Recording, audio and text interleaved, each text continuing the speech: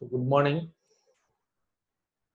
This lecture we are going to deal with the topic how to calculate the magnitude and phase angle um, for a complex number, particularly focusing towards the subject called control systems. People still feel that the calculation of magnitude and as well as phase angle in Bode, polar or Nyquist, whatever it is, they are calculating the phase angle and magnitude equations.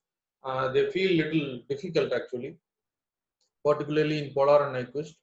So I plan to go for a lecture explaining you in a simple way how the magnitude as well as the phase angle will be calculated for a complex term. And you know that a transfer function is a combination of different complex terms inside it. So this lecture will be focusing towards that. If you take a complex number, it may be of either of these four kinds: x plus jy, minus x plus jy, minus x minus jy, and x minus jy. Okay, each complex number will be residing in a particular quadrant. For example, x plus jy will be here. That is, x and y both are positive. If you take this S-plane or this XY plot, this axis is called as real axis, and we normally for an S-plane, if you take this as a S-plane, you take this as a S-plane, you will have this as sigma. This is j omega. This is minus sigma, and this is minus j omega. So this y-axis we call it as imaginary axis, and this x-axis we call it as real axis. So if you have both the terms x and y as real, then it will be there in the first quadrant. If the real number or the real part is negative and imaginary is positive, it goes to second quadrant. If both real and imaginary are what you call it as are negative, then it comes to third quadrant. And if the real part is positive and the imaginary alone is negative, then it goes to fourth quadrant. This is how your complex number will be there. The terms involved in a transfer function will also be the combination of such terms. Okay, so we have introduced you with the type of the complex number available in different quadrants. So that is what we here explained. The four quadrants are: the first quadrant, both x and y are positive. In the second quadrant, the real term is negative, imaginary is positive. For example, minus 4 plus j3. The minus 4, the real term is negative, and plus j3, imaginary term is positive. That is second quadrant. Third quadrant, if you say minus 4 minus j3, both the real part and the imaginary part are seems to be negative. So we say that is in third quadrant. If you take an example, 2 minus j5, 2 is a real number, that is real part is positive, and the imaginary part is minus 5, so it is in fourth quadrant. So let us now start with our magnitude calculations. In whichever quadrant it is going to lie, whether it is first or second or third or fourth. So this is your first quadrant, this is your second quadrant, this is your third, and this is your fourth. It may be on any quadrant. The formula for calculating this is square root of real part squared plus imaginary part squared. So if you take an example, 2 plus j3 or 2 plus j5, so the magnitude is square root of 2 squared plus 5 squared. So square root of 29. So you can verify your calculators and find what is the value for 29. Maybe 5 point something will be there. So this is how you calculate your magnitude. Either it is going to be x plus jy or minus x plus jy or minus x minus jy or x minus jy. You take a modulus. Modulus in the sense everything, the negative will be will be considered as positive. So you can take it as it is, square root of that number, real part square plus imaginary part square. Only we will have confusion.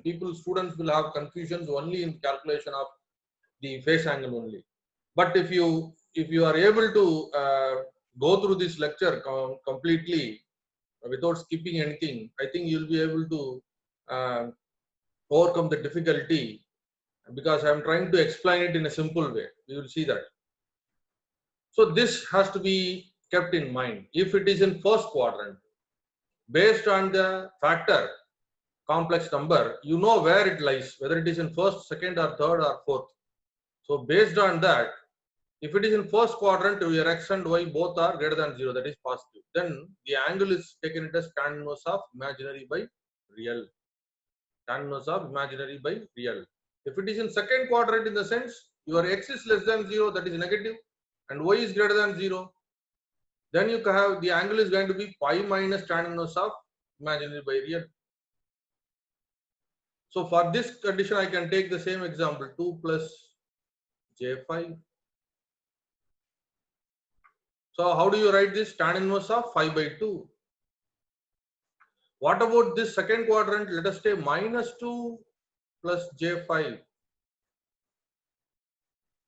So what is the formula for that? It is 180 minus tan inverse of 5 by 2. It is 180 minus tan inverse of 5 by 2. If it is in third quadrant, both x and y are negative, that is minus 2 minus j5. Minus 2 minus j5. So the formula is, instead of 180 minus, you will have 180 plus tan inverse of 5 by 2. If in fourth quadrant, that is x is positive and y is negative, that is 2 minus j5. Let us say 2 minus j5. Then it is going to be 360 minus tan inverse of 5 by 2. 360 minus tan inverse of 5 by 2. Sometimes they will put it like minus 90 plus tan inverse of, they will go for it, minus 90. Okay, that also you can, some literatures will be providing you like with it like that, but you can follow this 360 minus tan inverse of 5 by 2. That is simple, because if you see the xy graph, 2 plus j5 lies here. Okay, so this is the point. So what is theta? Theta will always be calculated with respect to the positive real axis. The positive real axis. Okay, this is the point. This is the point. 2 plus j5, let us say 2 plus j5. This is 2 and this is j5. So what happens? This theta value will be, okay, this theta is nothing but, how do you find theta? Tan theta is equal to what? Tan theta is equal to sin theta by cos theta. What is sin theta here? Sin theta is the opposite side part, that is 5. What is cos theta? Cos theta is adjacent point, that is 2. So obviously tan theta is sin theta by cos theta, that is 5 by 2.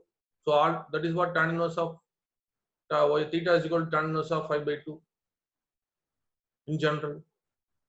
Now let us say your point lies in the second quadrant. Let us consider. Let us consider that your point is in your second quadrant. Let us say here. So this is the theta. Theta should always be calculated with respect to what? Positive real axis. Positive real axis. So this is the point. Let's just say minus 2 plus j. So this is going to be minus 2 and this is going to be plus j5. Okay. So this is the theta. We know that theta, the angle from this point to this point is 180. So the total angle is 180 degree from here to here. So this is theta. So what is this actually? This is nothing but tan inverse of y by x, and only this is what you want. So you subtract from the entire 180. So you get this theta is going to be 180 minus tan inverse of y by x. Okay, this is 180 and this theta is less than 180. So 180 minus this tan inverse of y by x is the angle here. If the point is in second quadrant, if it is in third quadrant, let us assume that your point is here.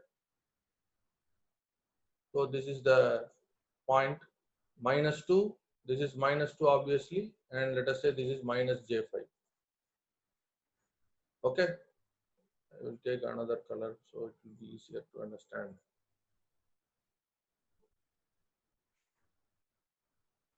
Okay, this is 180. If you extend this, because the angle is available here, so this is my theta for this particular value. Already 180 is here, so you add 180 with the theta. This is 180 plus tan inverse of y by x. Simple. If you go to the fourth quadrant, let us say this is the point here. This is in fourth quadrant. This is 2 minus j5. So the angle normally will be 360 here. But what is theta available here? This is the theta. Okay, so this is the theta. This one is the theta value. Already the entire is 360. So you calculate, you subtract that 360 minus tan inverse of y by x. So this is how they normally do. We will take some examples and we will try to analyze that. Okay, in real time, if you take a transfer function, let us say g of s is equal to 1 by s into 1 plus s into 1 plus 2s. Normally, before switching over to the calculations part, we have to convert this s domain function into a sinusoidal function. So j omega instead of s, you substitute j omega. This is the normal procedure what you normally try to follow. So we already know this is your xy part. Each term has its own contribution to magnitude as well as angle. So let us consider s. Instead of s, you put j omega, 1 plus j omega, 1 plus 2 j omega. What is the magnitude? Magnitude is square root of that value. This j omega is nothing but 0 plus j omega. This j omega is 0 plus j omega. If we take magnitude, it is square root of real squared plus imaginary squared, square root of 0 squared plus omega squared. So omega remains as it is. That is why you put omega here. This is your magnitude, modulus of j omega. Then for this, you will consider square root of real part square plus imaginary part square. So 1 square plus omega squared. Then for this, square root of 1 square plus 2 omega the whole square. So magnitude, you will not normally have confusions. Only when you are going for phase angle calculations, you will get problem actually, right? Now this term is j omega lies here. What is the angle from the real axis? It is 90 degrees. So for this j omega term, it is 90 degree. That is why you put 90 degree here. 1 is a real number. This 1 is a real number which is not providing any angular deviation because it is complexly, we say tan inverse of 1 plus j0. If you take tan inverse of 0 by 1, tan inverse of 0 by 1 is 0. So tan inverse of 0 is 0. So the contribution of angle for 1 is 0 degrees. For j omega, it is 90 degree. Now take this term 1 plus j omega. 1 plus j omega, where it is lying, both x and y are positive. It is in first quadrant. So simply take tan inverse of imaginary by real. Tan inverse of imaginary by real is tan inverse of omega by 1. So tan inverse of omega. Now go to this term 1 plus 2 j omega. It is again x and y both are 1 and 2. 1 and 2 omega both are positive. So you take it as it is tan inverse of 2 omega by 1. So tan inverse of 2 omega. So this is in the denominator. If you take it to the numerator, it becomes minus 90 minus tan inverse of omega minus tan inverse of 2 omega. Very simple. So if all the elements are in first quadrant, then you can take it as directly and you can verify whether it is in denominator or numerator, convert that into single equations. Now you can, if you substitute different values for omega, you can find what is the value for the theta value for your given transfer function, where you can use that for plotting your Bode plot or polar plot, and Nyquist also calculating a few we need the phase angle. So first example is a very simple example where I have concentrated only on the first quadrant based term. We will take a second example. G of s is equal to s plus 5 divided by s squared 1 minus s 1 plus 4s. This s plus 5, how about the term? This is s plus 5 both. Now this is very important because people will commit mistakes here. Once you have to verify whether the provided transfer function is in time constant form. Time constant form is 1 plus j omega 1 plus tau s form. We normally say 1 plus tau s. So this is how we call this as the form of time constant, 1 plus ts or tau s, whatever it is, however you call it as. Now you can see s plus 5 is not in that form, so 5 has to be taken outside like here. So when you are taking 5 outside, you will get 1 by 5 here. 1 by 5 is 0.2. So instead of yes, you put j omega, you will get 5 into 0.2 j omega plus 1 in the numerator. Denominator, you can you see that all the terms are in this form, time constant form. 1 minus s, 1 plus 4s, s squared. There's nothing issue there. So you can convert that as it is. So instead of yes, you replace j omega. That's it. Now each term we have 1, 2, 3, 4 terms available. These 4 terms, you see which term belongs to which quadrant. You see 1 plus 0.2 j omega, both real part and imaginary part are positive, so it is in first quadrant. So this term is in first quadrant. Very good. What about this point? J omega purely complex, and again omega is positive, so it is in where? Exactly on the imaginary axis. 90 degree will be there. What about this term? 1 minus j omega. You can see real part is 1, that is positive, and imaginary part is minus 1, that is minus omega. So where it lies, this will lie here, the fourth quadrant. What about this? Both the real and imaginary are positive. So this is lying in first quadrant. So no issue.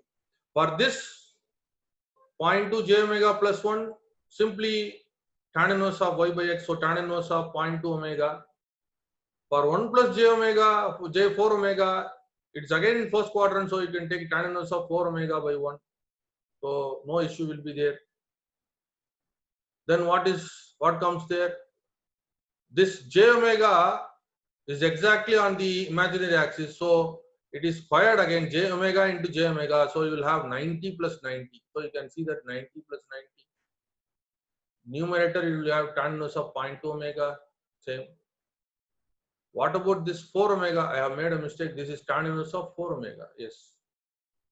So this is also tan inverse of 4 omega. Right. Now the problem is created here. 1 minus j omega. 1 minus j omega is in fourth quadrant. If it is in fourth quadrant, how you have to write? It is 360 minus tan inverse of the imaginary by real. So tan inverse of imaginary by real is what? Minus tan inverse of omega by 1. So minus tan inverse of y by x. Minus tan inverse of y by x. So you will get like tan inverse 360. I think the sign is been missing. Minus, minus, minus. You have another minus here. You will have minus here.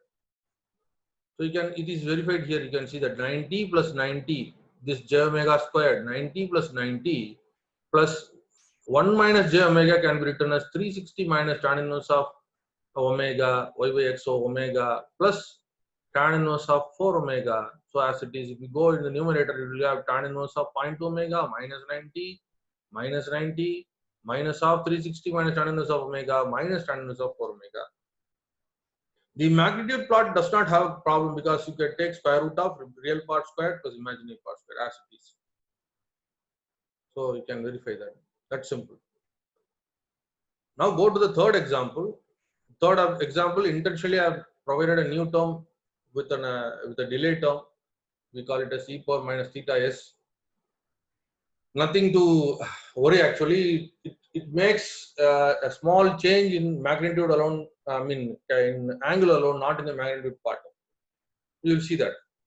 So this is the transfer function. Now verify that whether all these functions or these terms are in time constant form. No, s plus 5.5 is not in time constant form. So 5.5 is being taken outside. It will be 1 by 1, 5.55, 1 by 5.55 will give you 0.1818. So instead of 1 by 5.5 only, you are having this 0.1818. S is replaced with j omega. This is 0.3 j omega plus 1. This is zero point 0.1 j omega plus 1. And since this 5.5 is taken out, this is 1 by 5.5. So you will get 0.1818 j omega plus 1. Instead of e power minus 3.2s, you will have e power minus 3.2 j omega. Right. In magnitude, this term will not do any problem, because e power minus j theta, if e power minus j theta is what, cos theta minus j sin theta. If you take magnitude square root of cos squared plus sin squared is going to be 1, so no issues regarding this. This term will not have any contribution to magnitude part. You can see that this e power term will not be there. So this plays a role in only your what you call it as angle equations. You will see that. So the first term, this 0.1818, this will not have any contribution. This j omega will have a contribution of 90 degree, because j omega here, so this j omega term is an imaginary axis, so you'll have a 90 degree. This, both the real and imaginary are positive, so they are in first quadrant. So you can take tan inverse of y by x as it is. So I can write tan inverse of 0.3 omega as it is. So this fellow will contribute like minus 3.2 omega into converting this radians into degree. 180 by pi has to be added. So whatever is available here, you take it as it is, 0.32.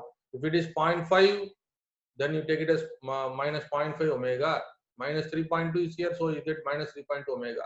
To convert that into radians to a degree, you have it like 180 by pi here. So this is the only change which will be there for this particular term.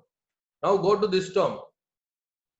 This term is what? This is again both lying both are real and imaginary positive. So in first quadrant, again these are also both real and imaginary are positive. So it will be also be there in the first quadrant. So you can directly use this tan inverse of y by x. So the contribution here is tan inverse of 0.1 omega. This contribution will be tan inverse of 0.1818 omega. So simple. If it goes upside to the numerator, then you will have minus terms here. So minus 90 plus tan inverse of 0.3 omega minus 3.2 omega 180 by pi. This tan inverse goes upside, so tan inverse minus tan inverse of 0.1 omega, and this one goes to the numerator minus tan inverse of 0.1818 omega. So simple, no issues. Now go to the fourth example. Let us see. So s into s plus 3, s minus 2, 1 plus 5j, 5s actually. Again, these two factors are not available in time constant, so I am converting that. So I am taking 3 and 2 outside, so I will have a 3 by 2. So I can convert that. 3 by 2 is 1.5, so you'll have 1.3 here. Okay. This s replaced with j omega. Once you take 3 outside, you'll have 1 by 3, which is equal to 0.33 j omega. Once you take 2 outside, you'll have 1 by 2. 1 by 2 is 0.5 j omega. So this is as it is, 1 plus 5 j omega. No issues for this. Now verify the terms. Magnitude and all you can easily calculate, that is not an issue at all. Now you go for calculation of angle, where you normally commit lot of mistakes. Now take this term. This term, if you see the real part and the imaginary part, both are positive. Okay, so this particular term will be there in the first quadrant. So you can use this tan inverse of y by x formula. What about this j omega? J omega lies there in the imaginary exactly. So you'll have a 90 degree there. So you have to add a 90 here. So 90, I have made a mistake. 90 plus tan inverse of, so you will have a 90 also here, plus 90 here. So these are the mistakes I have made actually. So you should have a 90 here. So 90 degree plus this term tan inverse of, because the first quadrant, so tan inverse of 0.33 omega. So you'll have the term as it is. Now look at this term. The real part is negative and the imaginary part is positive. So where it is, real part is negative, imaginary part. So it will be there here in the second quadrant. In the second quadrant, the formula is 180 minus tan inverse of imaginary by real. Okay, so you put 180 minus tan inverse of imaginary by radius 0.5 omega by 1. What about this 1 plus 5j omega? Both are real positive, real and imaginary positive. So first quadrant, so tan inverse of 0.5. So tan inverse of 5 omega as it is. Now you can take this to the numerator, you will get tan inverse of 0.33 omega minus 180 minus tan inverse of 0.5 omega minus tan inverse of 5 omega, and this 90 will be there plus 90 degree. So now you can do some manipulations and form the equations. So this is how calculations has to be made. I'm just want to recap that only this is very much essential. For first quadrant, take it as it is tan inverse of y by x. For second quadrant, it is 180 minus tan inverse of y by x. For third quadrant, it is 180 plus tan inverse of y by x. And for fourth quadrant, it is 360 minus tan inverse of y by x.